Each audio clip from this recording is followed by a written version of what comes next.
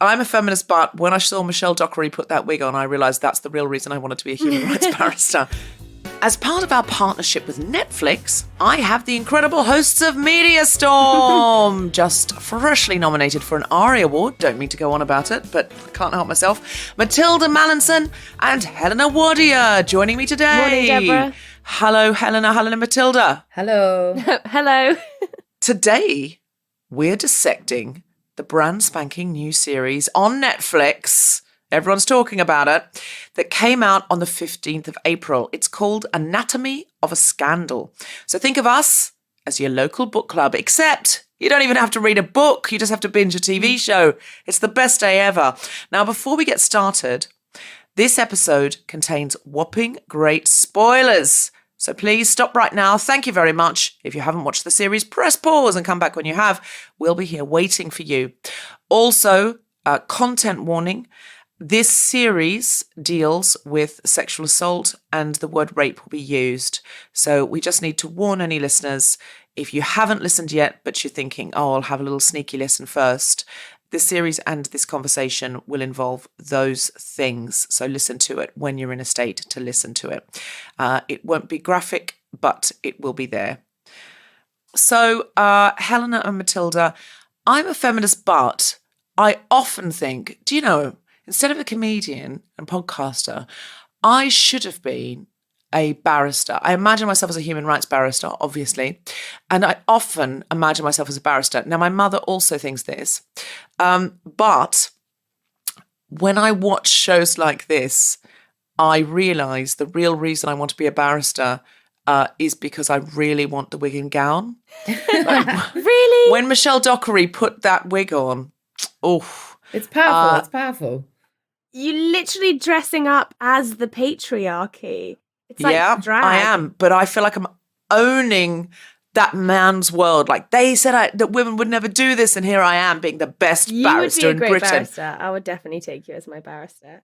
I did think that maybe we should be allowed to have, some slightly nicer wigs, though. Nicer real, wigs. I'm a We feminist, being Well, women. do you know what though? The older and grungier your wig, the more you're respected because you have the same wig for your whole career. And a new wig means you're a new barrister. What I would do is early on sort of scuff a bit of boot polish into it. Okay, but what would happen if I came in with like a RuPaul's Drag Race wig? Oh, I think you'd be asked to leave the court, Helena, and you would be done for contempt of court. I don't think it can be any wig. I think it has to be a horsehair. Yeah. Although, is that now with animal rights being on the agenda? Do you think they're going to change those to synthetic? At the moment, it's got to be horsehair. Well, if that's the reforms that they're making, if that's where they start when it comes to reforming these court proceedings, I'm going to have a real hissy fit. Well, that's why I'm a feminist, but when I saw Michelle Dockery put that wig on, I realised that's the real reason I wanted to be a human rights barrister. Not to mention the robe, walking down those powerful corridors. Look human at me. rights? What? Yeah. Wielding law with my clothes. And my clothes and wig. I'm a feminist, but when I should have been paying attention to a very important court case in the show, I was just actually thinking, how does Sienna Miller get her hair like that? It's perfect in every clip. I'm a feminist, but I think I would be open to opting out of voting in one local election, given I'm in a safe seat. If I could have Sienna Miller's hair for the rest of my life, I'd be like if I knew my vote wasn't going to matter, could I not just, I know women died for my right to vote. However, if you had that Sienna Miller's hair for life. If you had that hair, you wouldn't want to cover it with a barrister's wig, Deb. Oh, that's true. It's a dilemma. I'm a feminist, but I didn't take it for granted, which I definitely should have, that being a Tory MP even makes Rupert Friend unfanciable. I'm a feminist and a non-partisan journalist, but yes, absolutely. Rupert Friend is a very attractive man, but somehow he's such a good actor that he made his character James Whitehouse, oh my God, repellent. Yeah, it's something about. I want to never see his face again. That garb of totally entitled privilege that comes with certain public roles that does just act like a bit of a turnoff. That awful thing that when he was with his kids, he would be like, and What do White Houses do? They always come out on top. It's just Yeah. gross. Oh, yeah. I was watching that thinking, who are you building your children to Yeah. be? You know, exactly like you. His mum raised him to cheat at Monopoly, and she says something about when Sienna Miller, his wife, talks about issues with him lying and being dishonest, and the mum's saying, well, you know, that's useful in politics, and she says it's not lying, it's redirecting attention to more favorable facts. And you can just see how this kind of do you remember that letter that came out from Boris Johnson's college master at Eton, saying that as a kid, like he had a cavalier attitude, or he felt like he seems affronted when criticized, I'm reading it now, for what amounts to a gross failure of responsibility, and surprised at the same time that he's not appointed captain of the school. Like, why would we not think that those attitudes we give to kids don't materialize in the House of Commons? Well, that's his character. That's who he still absolutely is. And I think what's played out in Anatomy of a Scandal is those same attitudes reflected in the story in the cabinet. I think it's meant to reflect the current state of play, isn't it? I think it is a commentary on a pattern of entitled, privileged, thinking of one rule for them. You know, the show is quite dramatic, and it's funny how the House of Commons is portrayed in that same dramatic, almost farcical way. But actually, like, that's what it's like in reality. I literally feel the same way when I watch Prime Minister's Questions. Like the opera music I just playing. think, like, yeah, that's what it actually is in real life, though. It's like, what is this theatre show? This, like, farce, this antiquated, weird, posh, old chum nonsense. But, you know, they play it out in a very dramatic way on the show. But that's the reality of it as well. PMQs is literally how I imagine, like, a politics class at Eton School. And it's just they reward such crap comebacks as well. It's just It's so bad for your ego. What this show reminded me of, when it's sort of like staying late and having drinks and bumping into each other in corridors and all of this sort of stuff that leads to this initial affair.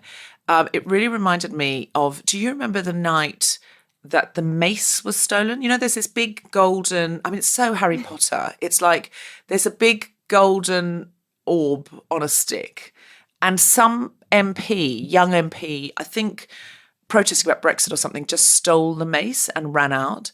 Well, I was at the House of Commons that night, and somebody in protest had stolen it and run off with it, and there was this hijinks, and everyone was like, oh my God, what's happening in the chamber?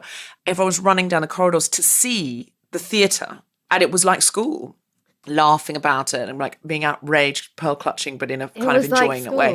And then as we walked back, I heard one of the men say to each other, and he looked like he'd never been outside of a public school or the Oxford Union or the House of Commons, and he said to this other chap, and he was a chap, he said, oh, what's for pud?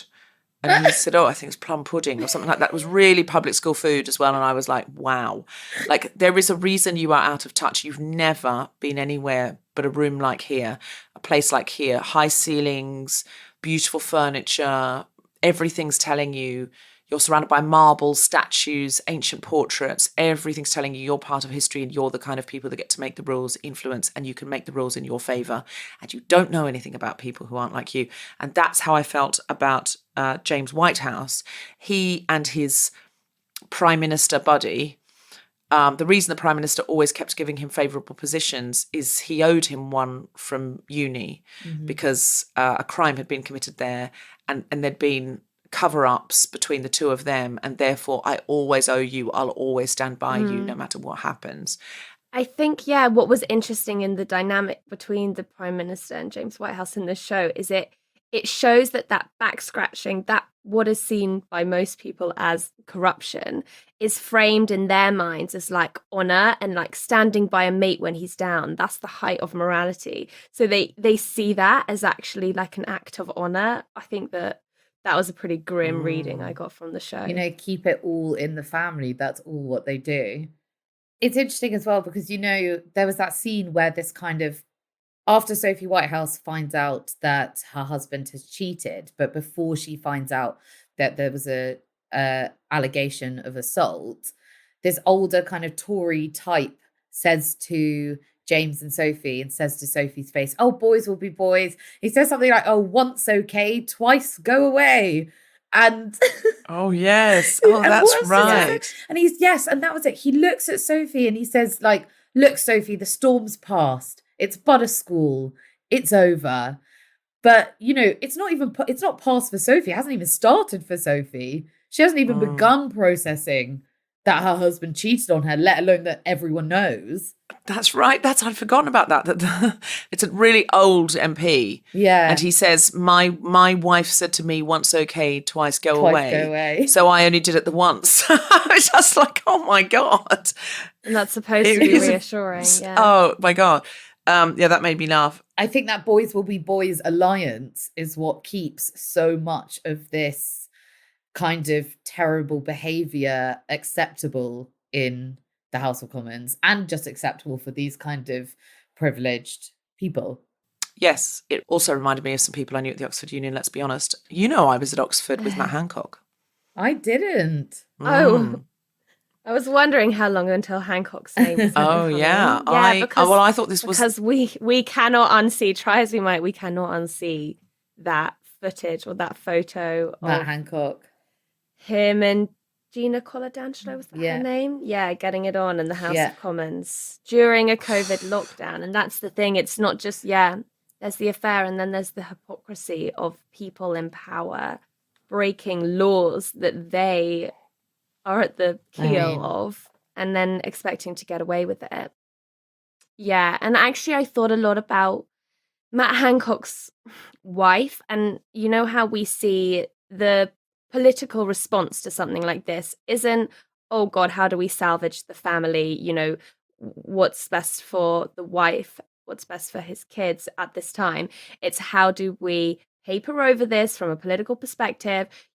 It's the press officer is obviously a very key character here. And it did make me think of the way that journalists, every time Sienna Miller's character leaves the house, she has to face a scrum of journalists shoving cameras in her face, shoving questions in her face. And it was very similar with Matt Hancock's wife. If you were looking at the Daily Mail homepage, it was updating with it was entirely plastered with Hancock related stories. And every 5 minutes, there'd be a new article based on just photographers stalking Mrs. Hancock. She leaves the house, puts on a brave face and still picks up the kids from school. Like, she was going to just leave the kids at school. What choice did she have? Either she can sob her way to the school gate or she can get herself together, get to the school gate. I mean, and then put her children in the car and go home. Like, those are her options. But I think you see that, the show shows you that grim almost straight away in Anatomy of a Scandal. Like, we have a husband confessing to a wife, but he only told her because he got caught. And so quickly, Sophie's feelings about her husband having an affair are completely cast aside for fears of his job, his image. Like, she's throwing up in the sink and he's being briefed on how to make sure his life doesn't fall apart. Oh my God, what's the name of the guy he's like a special advisor who's running around after him saying that most ghastly things, like the kind of things they say in the thick of it, that's just completely insensitive to her and also just callous and completely nasty. Chris Clark is the character's name, played by Josh Maguire, who was also in Cheaters. Yes, he's so funny. Good in Cheaters. He's very good, and he just represents in Anatomy of a Scandal this kind of need to plaster the cracks, keep everything above board, don't let anyone know the real truth. I mean, he is awful to Sophie Whitehouse. Let's be honest, he is terrible. Just no regard for her feelings at all. Do we hate him more because he is so spectacularly and deliberately and callously odious and knows it and enjoys it? Or do we hate more the hypocritical James Whitehouse who pretends to be a good guy and says, oh no, I would never do that. And on the stand, when asked if he's used the expression prick tease, he goes, no, I would never do that. It's a presumptuous expression. It's a disgusting expression. I would never use it, but we know that he has. We've seen it. How did you feel when James Whitehouse started to come undone? Was there any schadenfreude? Because in real life, we don't often see people like this go to court. it's very rare. I mean, it hasn't happened in this country for a long time. Like Partygate, apparently fines are going to be given, which means they've broken the law, which means it's criminal, which means the Prime Minister should go because the Prime Minister's not allowed to do anything criminal, but he's not going to. Boris Johnson being questioned by police over Partygate was the first time that a Prime Minister in office has ever been in a situation like that. Yeah, I can see the parallels. Did you get any Schadenfreude from watching? Was there anything sort of exfoliated from watching James on the stand? Yeah, I think that with the perfect aesthetics at the beginning, you know, Sienna Miller's perfect life that we kind of see unravel. But the Schadenfreude is annoyingly, we see things unravel for her and we see things get better for him. And yeah, there is some catharsis in her just blowing it all up at the end. I'm glad that the show gives us that. But the way it plays out, the reality of the court case and how he ends up getting back into cabinet, that feels like the true state of what it would be. Real life, yeah. Felt like that to me too. I think what was interesting about seeing James Whitehouse in court is that I think that he really starts by believing he's done nothing wrong. And then I think as it goes on, he starts to realize that not all of his actions have been good. Obviously, he never admits that, but I think you start to see that deep down, he maybe realizes this. And I think that goes back to kind of what we were saying about these people from these worlds who have lived so privileged and entitled that they feel like they can do anything. Like those scenes where they're partying in the Oxford like JC Libertines Club. Oh, yeah. And you know, they have grown up not understanding the nuances of consent.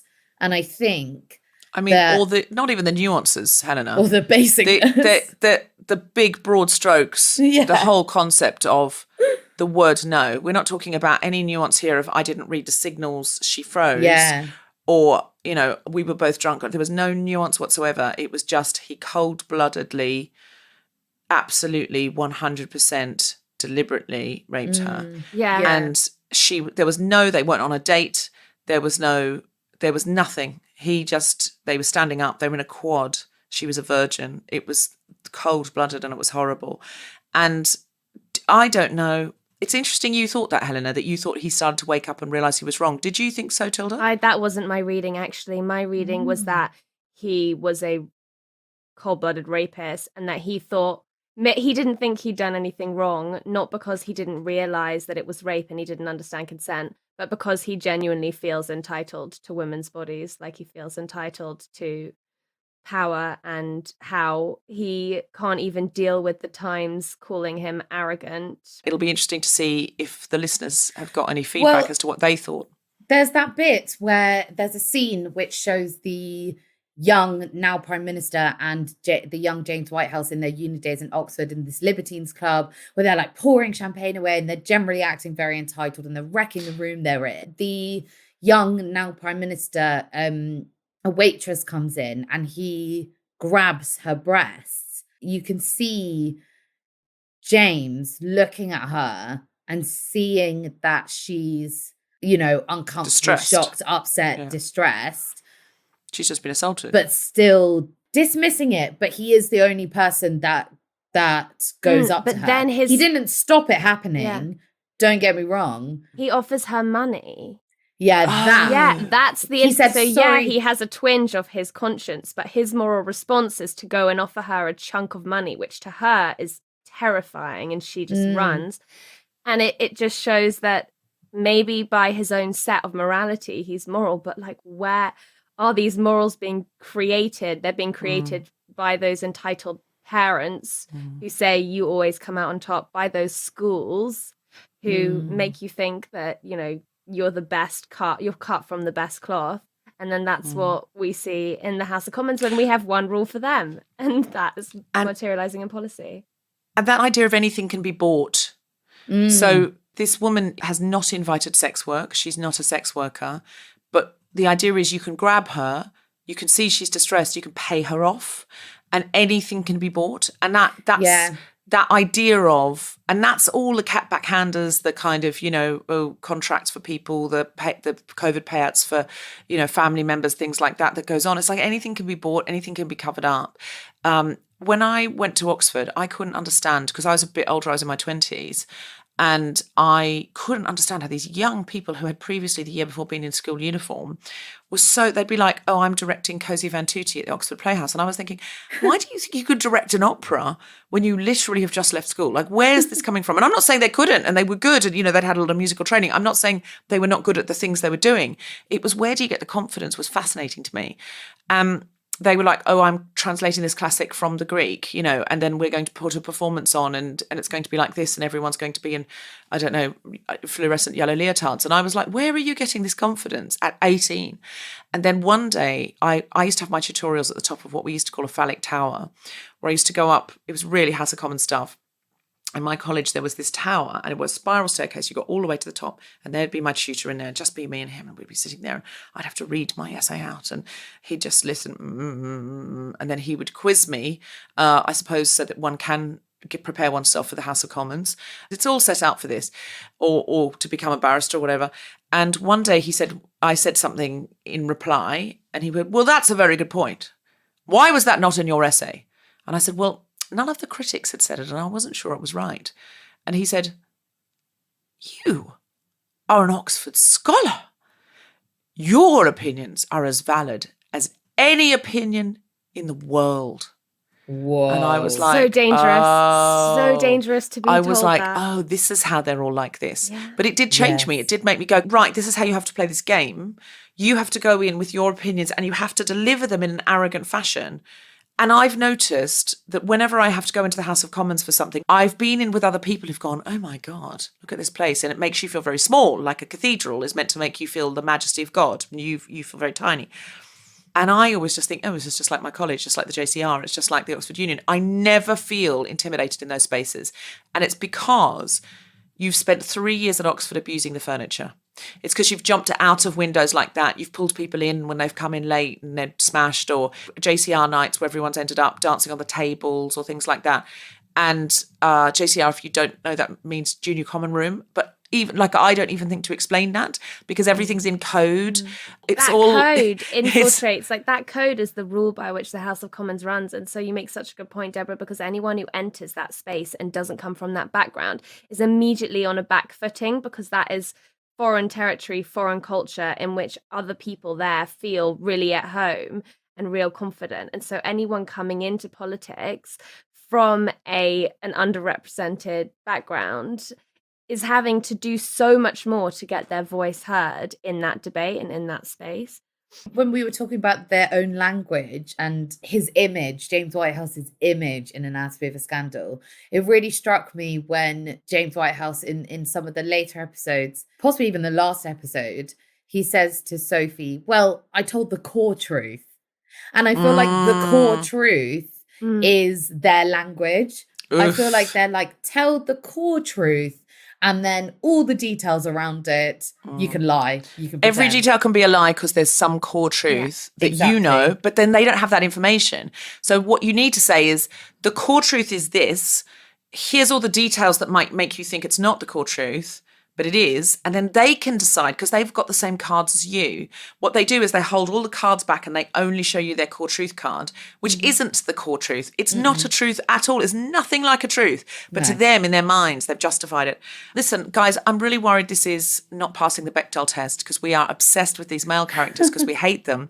But we need to talk about the female characters. There are some really juicy roles here for women. So when did you twig that our QC, Kate Woodcroft, who really wanted to take this case, and we weren't sure why, but we knew that she had a special interest, and we also knew she had a special interest in nobody digging up anything from the Oxford past because it wasn't relevant to this case, even though we knew he was a libertine, played by Michelle Dockery. When did you twig that, in fact, she did have an interest in this case, because she herself was featured in the flashbacks as somebody called Holly Berry, who at Oxford had come into contact with James Whitehouse when he was a student. Yeah, I did not see that one coming. That is what my friends would call a twist plot, because it's so much of a plot twist. It's just twisted. It's so much of a plot twist. It's not. You've got to twist It's the a word. twist Okay. plot. Disappointed I had It's a to twist. explain that one. Damn it.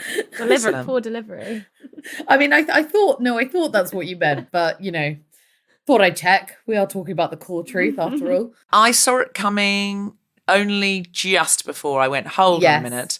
I think Holly Berry is Kate Woodcroft, and she's changed her name, she's changed her accent, she's changed her hair, and she's so much older that they don't recognise her initially. What was interesting about that was, early on when we meet Kate Woodcroft's character and we see her kind of making quite tasteless jokes about rape with her aide, you see she has this very clinical, very legal perspective on rape, and that at the end of the day is terrifyingly necessary. If your priority is getting prosecutions, then you're not handling something sensitively at all. You're going to be handling something very clinically.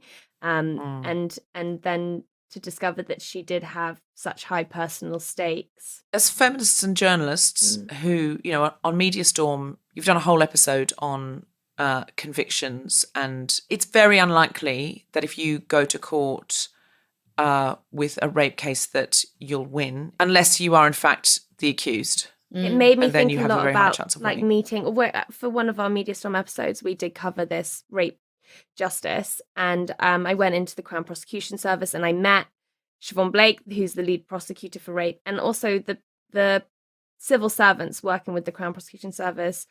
And you can see how much, as individuals, they are working really hard and they really care about the issue, but they are trapped in a system that is wired totally wrong. And so, yeah, I think seeing that tug in Kate Woodcroft's character between someone who is really high emotional stakes and someone who is just so cold and clinical when taking on this legal battle, it shows just how this system is set up.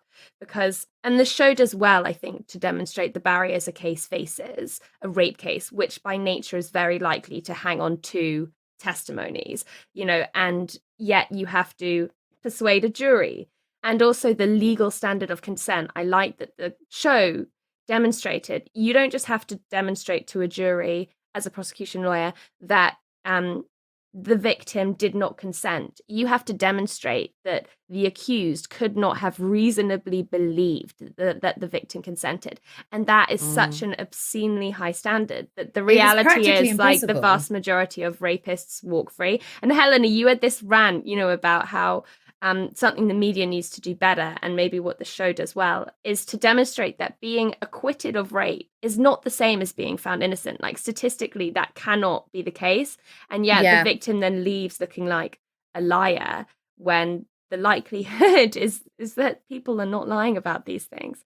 Yeah, in our third episode of Media Storm this was, and we had a really wonderful chat with Gina Martin, who is the campaigner that made upskirting illegal, and Layla Hussein, who is a wonderful activist and set up safe spaces for Black women. We really, really focused in that we couldn't stress enough that a not guilty verdict doesn't always mean that they didn't do the crime. It doesn't mean that they're innocent. It simply means that there wasn't enough evidence to convict them. Particularly when they're a person with a lot of privilege, like James Whitehouse. Oh, rich and powerful men get away with this far greater than anyone else. In the nature of assault cases, there is often not enough evidence because there's hardly ever a witness for obvious reasons. But there's hardly ever also CCTV.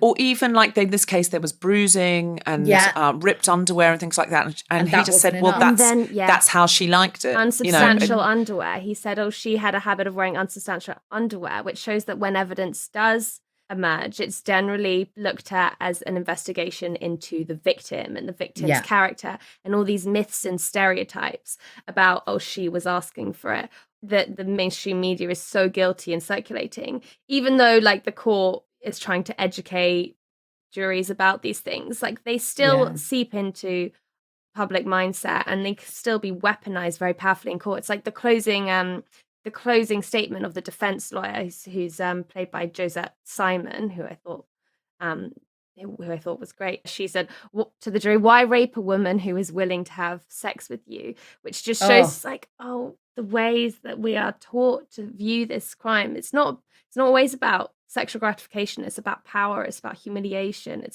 We only meet Olivia Lytton, the woman who, let's face it, was raped, played by Naomi Scott.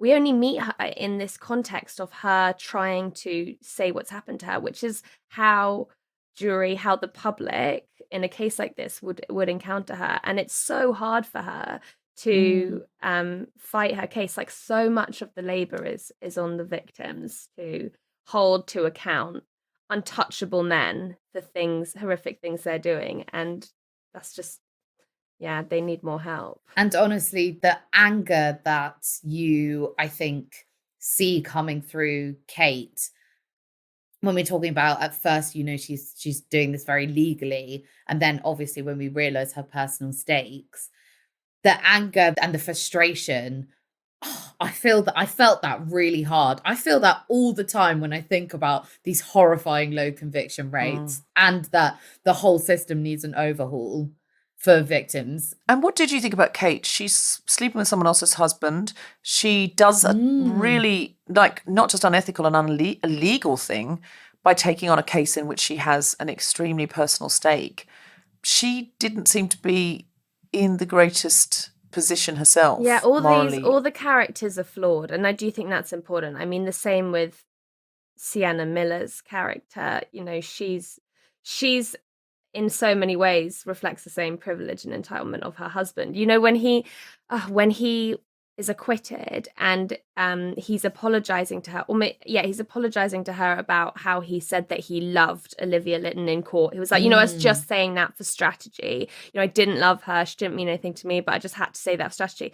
It doesn't occur to her to be like, you were under oath. You lied under oath. That's kind of a crappy thing to do in itself, but well, it's illegal. Not an issue. You could go to jail for it.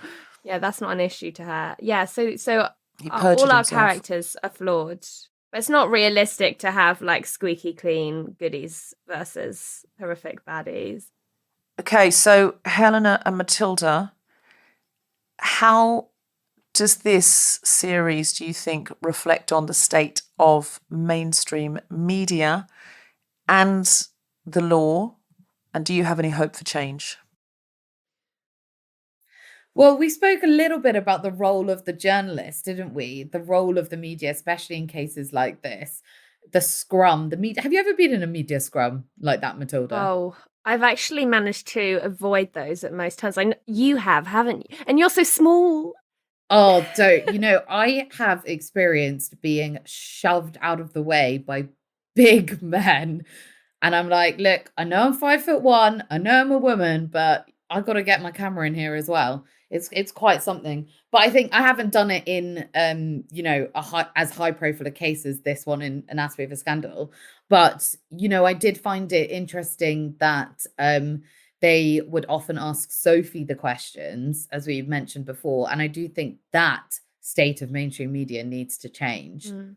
I think what this show does as well, when we're looking at the role that the mainstream media has in tackling this massive problem of rape, basically the decriminalization of rape, as the victims commissioner infamously called it. I think that what it points out is these myths and stereotypes about women seducing young women, seducing older men at work to get to where they want to be, or prick teasing about how in unsubstantial underwear, slut shaming, how that can actually materialize in real cases of violence and in how that can be used in real legal battles. That those myths and stereotypes start with the mainstream media, and we really need to be less spineless when we talk about and report on a system that is wired so wrong, that is not delivering. I don't think we need to take more of a stance in tackling those. We have to call it by its name. And I do think that the show does that because we see the court case, the show does that. But often in the mainstream media, they'll use phrases like underage women or sex with a minor. And those two things do not exist. There's no such thing as an underage woman. Sex with a minor is rape. So Don't glamorize it. Just call it by its name. It's something the mainstream media really needs to do. And also to contextualize the crisis. So each rape case, trial and conviction that makes it to press represents a fraction of the violence that is actually happening. And so it's helpful to highlight these wider statistics whenever possible, because that prevents the disbelieving of victims who don't see justice. Yeah, and you can see how the media jumps on this story, not because it's like, oh, here's a really important story about violence against women, but it's about the salacious, headline-grabbing scandal, the schadenfreude of watching these perfect lives unravel. You know, the show really does capture that grim, vulture-like media obsession with rape, which isn't about social justice and it isn't about protecting women. And finally, the twist at the end, the twist plot at the end, which is Sienna Miller. She knows that both the Prime Minister and her husband have done something illegal at Oxford, and at the time he confessed to his uni girlfriend that he covered up evidence around heroin misuse when someone jumped to their death. One of the libertines jumped to their death. So she, because that was a crime, she reveals that to the press, and for that reason, the Prime Minister and Sophie Whitehouse's husband, James Whitehouse, are both taken away to be investigated by the police.